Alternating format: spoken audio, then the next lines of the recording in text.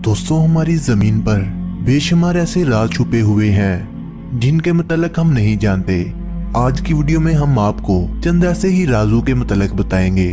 तुर्की का जेरे जमीन शहर 1963 में तुर्की के एक शहरी ने अपने छोटे से घर की मरम्मत करने की ठानी।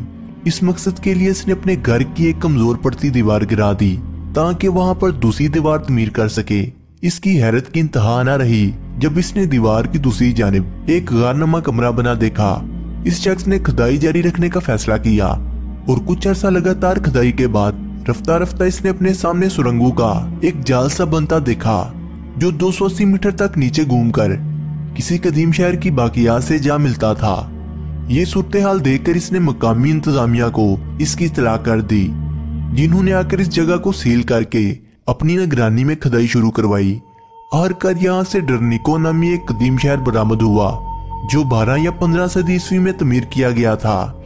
इस जेरे जमीन शहर को अनातोलिया कौम के बाशिंदे फौजों की यलगार से बचने के लिए इस्तेमाल किया करते थे और एक वक्त में यहाँ 20,000 अफराद बना ले सकते थे। आज से इस शहर की सैर कर सकते हैं। टेट्राकोटा फौज। टेट्राकोटा की फौज के बारे में आप जानते ही होंगे। कद्दादम मुजस्मों पर मुश्तमिल ये शानदार फौज जो 8,000 सिपाहियों, 130 बगियों और 520 घोड़ों पर मुश्तमिल है। दरअसल ये चीनी शहंशाह क्वांची के जमाने में 210 कबल मसीह के आसपास बनाई गई थी। ये वही शहंशाह क्वांची है जिसने दीवारें चीन बनाई थी। शहंशाह क्वांची के इंतकाल पर मुजस्मों का ये लश्कर इसकी लाश समेत ही दफना दिया गया था। इस मकबरे की दरियाफ्त की कहानी भी बहुत दिलचस्प है। वाकया कुछ यूं है कि 1974 में एक चीनी किसान अपने खेतों को सराब करने के लिए कुआं खोद रहा था जब इसकी कदाल एक गोल मुंह के मर्तबान जैसी चीज से टकराई। इसने मर्तबान को बाहर निकालने के लिए खुदाई जारी रखी और थोड़ी देर बाद ही इसे एक मुजस्मे की झलक नजर आई। इसने किसी तरह कोशिश करके वो कद-आदम मुजस्मा बाहर निकाल लिया और इसे म्यूजियम में दिखाने चल पड़ा। म्यूजियम की इंतजामिया ने यूं ही ये मुजस्मा देखा तो वो फौरन बात की तह तक पहुंच गई। इसके बाद वहां बड़े पैमाने पर खुदाई का काम शुरू हुआ और रफ्ता रफ्ता माहिरीन ने वहां से टेट्राकोट की पूरी फौज बरामद कर ली। टेट्राकोटा की ये अजीम शान फौज आज म्यूजियम में देखी जा सकती है। आपको ये जानकर हैरानी होगी कि इस लश्कर के 8,000 सिपाहियों के मुजस्मों में से हर एक की शक्ल और लिबास मुख्तलिफ था। ये यकीनन इस जमाने के मुजस्मा सालों की महारत का मुंह बोलता सबूत है। तूतनखमन का मकबरा। हुआ कुछ यूं के मशहूर महार सारे कदीमा हावर्ड कार्टर बहुत अरसे से तरीही लिहाज से मशहूर मिस्री बादशाह तूतनखमन का मकबरा तलाश करने की कोशिश कर रहा था, लेकिन किसी तरह इसका सराग नहीं मिल पा रहा था। मुसलसल नाकामियों की वजह से कार्टर बहुत परेशान रहने लगा था। इसके साथ एक मशकी लड़का भी रहता था जिसकी जिम्मेदारी पानी लाने की थी। एक रोज वो लड़का बोरियत भगाने के लिए सहरा की मिट्टी में खेल रहा था जब अचानक इसका पैर किसी पथरीली चीज से टकराया और वो गिर पड़ा। इसने गौर से देखा तो वो मिट्टी के अंदर से एक पत्थर की बनी हुई सीढ़ी नजर आई। वो लड़का दौड़ता हुआ कार्टर के पास पहुंचा और इसे सीढ़ी के मुतल्लिक बताया। कार्टर इसके हमरा इस मकाम पर पहुंचा और खुदाई शुरू कर दी। इस खुदाई में 22 दिन लगे और बिलाहर कार्टर और इसके साथी इन सीढ़ियों के जरिए खुदाई करते हुए मकबरे के दरवाजे तक पहुंच गए। जब वो मकबरे के अंदर पहुंचे तो वो सोने, चांदी और जवाहरात से अटाट भरा हुआ था। इससे पहले इतनी तादाद में सोने से भरा मकबरा कहीं दरियाफ्त ना हुआ था और इसकी दरियाफ्त का सहरा एक मामूली मशकी लड़के के सर बनता है जिसने अपनी बोरियत दूर करने की तगोदौर में एक अहम दरियाफ्त कर डाली। दोस्तों, हरामे मिस्र किसने और कब बनाए? 1799 में नेपोलियन की फौजों का गुजर जब मिस्र से हो रहा था तो नेपोलियन अफवाज ने रुसेटा के मकाम पर डेरा डाला और वहां पर किला तमीर करने की ठानी। चंद फौजी जवान जमीन खोदकर बड़े बड़े पत्थर जमा करने लगे और चट्टानों को तोड़ा जाने लगा।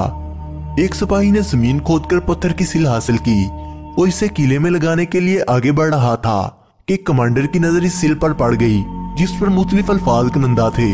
कमांडर ने गौर से इस पत्थर का जायजा लेने के बाद इसे नेपोलियन की कायम करदा तहकीकी अदारे को भिजवा दिया। वहां इस अजीबोगरीब पत्थर पर तहकीक हुई और ये बात सामने आई कि इस पत्थर पर कदीम मिस्री जुबान यानी हीरोग्राफी में तहरीर दर्द थी और इनका कब्ती और यूनानी जुबान में तर्जमा भी लिखा हुआ था। ये एक बहुत बड़ी कामयाबी थी जिसके बाद माहिरीन इस काबिल हो गए कि मिस्री सारे कदीमा से बरामद होने वाली कदीम जुबान को पढ़ और समझ सकें। इस पत्थर को रोज़ेटा स्टोन का नाम दिया गया। बहरे मर्दार के कलमी नुस्खे। सन 1947 में चंद बुद्धू चरवाहे अपनी बकरी ढूंढ रहे थे जब इनका गुजर एक गार से हुआ। इस गार में इनकी नजर अजनबी जुबान में लिखे हुए नुस्खों पर पड़ी जो मर्तबानू के अंदर बंद थे। इन्हें बिल्कुल भी अंदाजा ना था कि बेखबरी में उन्होंने अहदनामा कदीम यानी तुरात के नायाब नुस्खे दरियाफ्त कर लिए थे जो एक इंतहाई अहम तरीकी दरियाफ्त थी। इन्होंने ये मर्तबान उठाए और शहर आकर एक ताजर के हाथों $60 में फरोख्त कर दिए। रफ्ता रफ्ता चमड़े पे लिखे गए ये नुस्खे दुनिया भर में फैल गए और लोगों में इनका चर्चा होने लगा। कुछ नुस्खे अमेरिका में भी फरोख्त हुए जिनकी कीमत $2.5 लाख तक लगाई गई। इन बुद्धू चरवाहों को जब अंदाजा हुआ कि अहदनामा कदीम पर मुश्तमिल ये नुस्खे इस कदर अहमियत के हामिल हैं तो इन्होंने अपना पेशा तब्दील कर दिया और माहिरीन के हमरा इस इलाके में घूम फिर कर इन जैसे मजीद नुस्खों की दरियाफ्त में इनकी मदद करने लगे। इन बुद्धुओं की मदद से माहिरीन ने अब तक 981 कदीम नुस्खे बरामद कर लिए हैं। इन दरियाफ्तों से यहूदियों और ईसाइयों की बहुत सी ऐसी नायाब मजहबी कुतब और अनाजील भी मिली जो इमदाद जमाना के हाथों जाया हो चुकी थी। शाही मोहर। ये सन 1784 का वाकया है। जापान के एक जजीरे शकुनोशिमा में एक किसान अपने खेतों में काम कर रहा था। पनीरी लगाने के लिए जमीन खोदते हुए इसकी नजर किसी चमकदार चीज पर पड़ी। इसने वो निकाल ली और इसे धोकर देखा तो वो सोने की एक मोहर थी। वो किसान इसे गांव के एक पढ़े लिखे शख्स के पास ले गया। इसने गौर से इस मोहर को देखा, फिर इसे हुकूमत के करिंदे के हवाले कर दिया। इस महर पर तहकीक हुई और ये बात सामने आई कि ये मोहर 57 ईस्वी में चीन के शहनशाह ग्वांगू की जानब से अपने जापानी हम मनसब को पेश की गई थी। सफारती सतह पर चीन और जापान के दरमियान होने वाली ये पहली मुलाकात थी। गारों के हद का आदमी। ये सन 1990 की बात है। ऑस्ट्रेलिया के मशहूर बर्फीले पहाड़ी सिलसिले ओटजल में एडवेंचर की गर्ज से दो कोहे पमाऊ ने तंग घाटियों से गुजरकर पहाड़ों पर चढ़ने का फैसला किया। इस मकसद के लिए इन्होंने अंदरूनी रास्तों पर सफर करना शुरू कर दिया। जब अनजाने में इनके पैरों से बर्फ में मुंह के बिल पड़ी हुई लाश टकराई। लाश देखकर वो दोनों घबरा गए। सर्दी की वजह से लाश की खाल किसी चमड़े की तरह साथ होकर इसकी हड्डियों पर मुंडी हुई थी और गोश्त पर अजीब तरह से सिलवटें पड़ी थी। इन्होंने जल्दी से इसकी चंद तस्वीरें उतारी और पुलिस को इत्तला कर दी। पुलिस आ गई मगर लाश की हालत देखकर चौंक गई क्योंकि ये कहीं से भी कत्ल की ताजा वारदात नहीं लग रही थी और लाश पूरी तरह बर्फ में फंसी हुई थी। माहिरीन को इस मकाम पर तलब किया गया और 4 दिनों की कोशिश के बाद ये लाश पूरी एहतियात के साथ बर्फ से निकाल ली गई। इस लाश पर तहकीक हुई तो एक हैरत अंगेज दरियाफ्त सामने आई कि बर्फ में कुदरती तौर पर महफूज रह जाने वाली इस मम्मी का तल्लुक 3300 कब्ल मसीह से है और ये शख्स कोई शिकारी था, यानी गारों में रहने वाला इंतहाई कदीम बशिंदा।